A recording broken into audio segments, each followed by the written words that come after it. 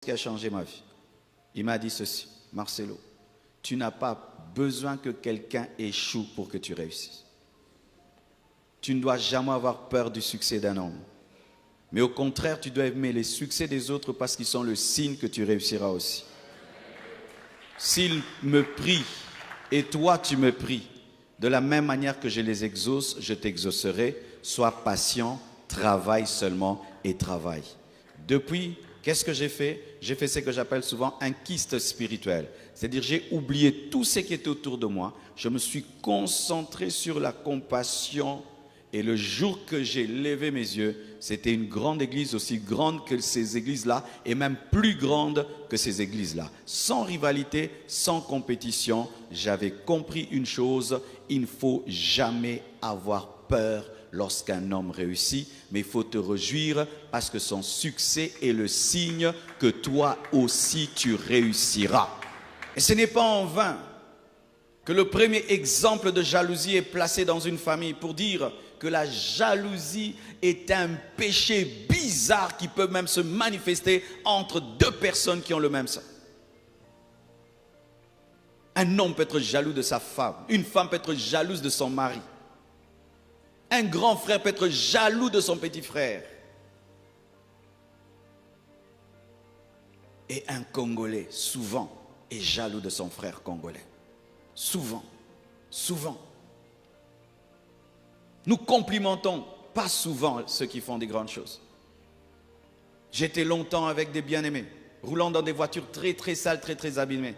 Une fois, Dieu me fait grâce, j'ai acheté 2 voitures du coup. Et ces frères entraient souvent dans ma voiture. Ils sont entrés dans ma voiture, ils n'ont fait aucun commentaire. Alors que les premières voitures dans lesquelles je les conduisais avaient même des fois des insectes dedans, sentaient mauvais, grinçaient. Mais un jour je viens, je dis: frère, entre. Et il sait que c'est ma nouvelle voiture. Il n'a rien dit jusqu'à la fin. Il est descendu. Un mauvais cœur. Un mauvais cœur. Oui, tu me présenteras quand il y a des cafards dans ma voiture. Tu vas me présenter quand ma voiture grince. Mais quand je la change, tu ne dis pas: un mauvais cœur. Un mauvais cœur. Et c'est ce mauvais cœur qui garde l'Afrique au même endroit.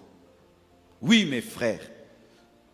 Nous gênons, nous prions: Seigneur, bénis le Congo. Mais si on a des cœurs jaloux, nous n'irons nulle part. Parce que quand Dieu bénira le Congo, il ne commencera pas toujours par toi. Il commencera par un autre Congolais. Et tu dois accepter cela. Quand nous disons Dieu bénit le Congo, ne pensez pas que du coup toutes les provinces seront élevées. Une province montera, et puis une autre, et puis une autre. Et les provinces qui ne sont pas encore développées doivent soutenir la province qui est développée au lieu de la combattre. Même quand Dieu répand la pluie, il ne pleut pas directement partout. La pluie commence toujours quelque part et la bénédiction commence toujours quelque part. Chers Congolais, la bénédiction commence toujours quelque part. Nous ne serons pas tous bénis au même moment. Faux de faux de faux et de faux et de faux. Car même lorsqu'une femme a des jumeaux dans son ventre, est-ce que les enfants tous au même moment?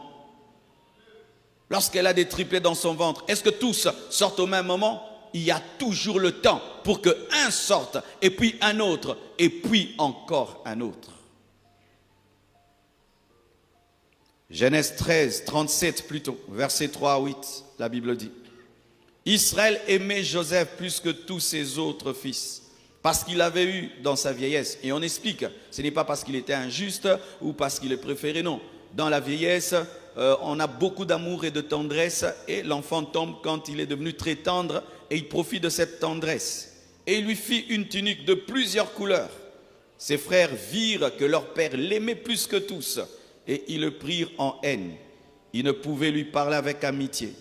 Joseph eut un songe, et il le raconta à ses frères, qui le haïrent encore davantage. Il leur dit: écoutez donc ce songe que j'ai eu. Nous étions alliés des gerbes au milieu des champs. Et voici ma gerbe se leva et se tint debout. Et vos gerbes l'entourèrent et se prosternèrent devant elle. Ses frères lui dirent: est-ce que tu régneras sur nous? Est-ce que tu nous gouverneras? Et ils le haïrent encore davantage à cause de ses songes et à cause de ses paroles. Vraiment, vous êtes des grands frères.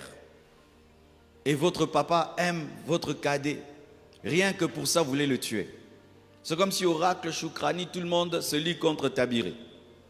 Vous imaginez ça? Et encore, ils le haïssent parce qu'il a des songes. Il n'est pas encore devenu. Il raconte seulement ce que Dieu fera.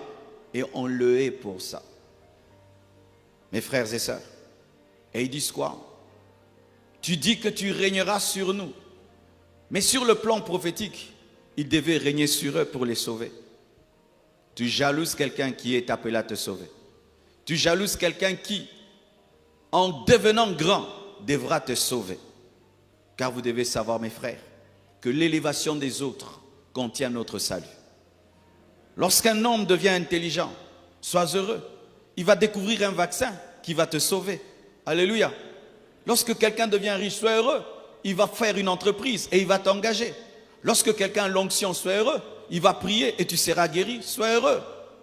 Mais eux, ils sont jaloux de Joseph parce qu'il régnera. Mais il ne va pas seulement régner. Il va vous donner Goshen. Il va vous délivrer de la famine. Si nous pouvions voir cela, frère, que derrière l'élévation des autres est caché notre salut.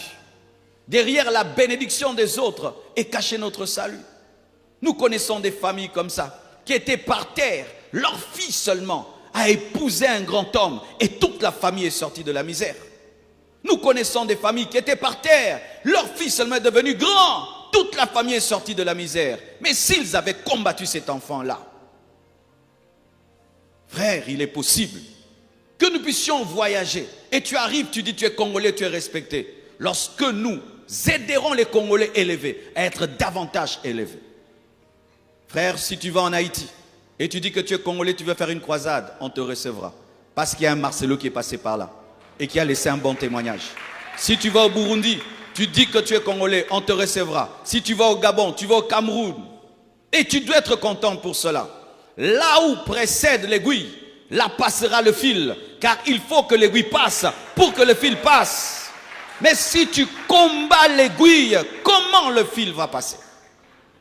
Nous devons admettre, chers Congolais, qu'il y aura toujours des pionniers.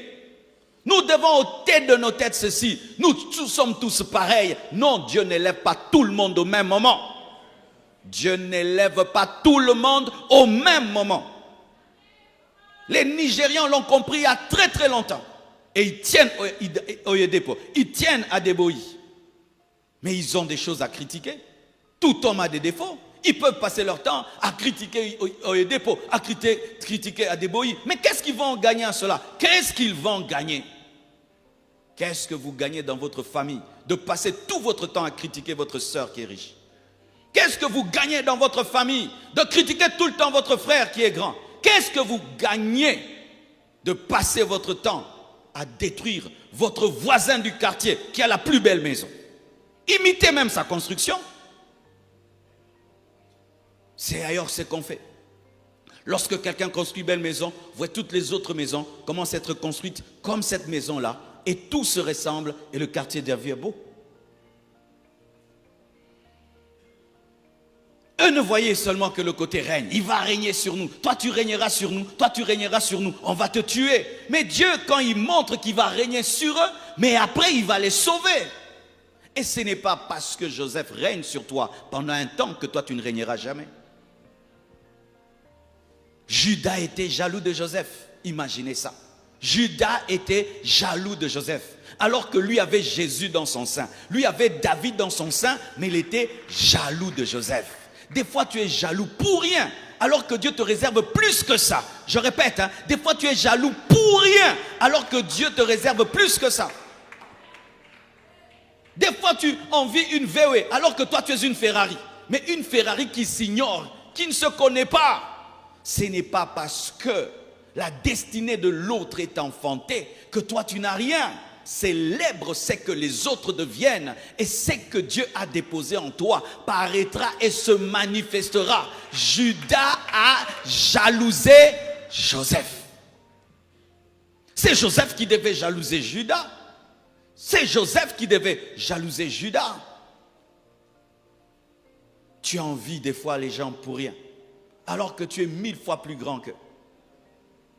Tu passes des nuits d'insomnie, de jalousie pour rien. Alors que ta destinée est plus grande que même que cet homme-là que tu jalouses.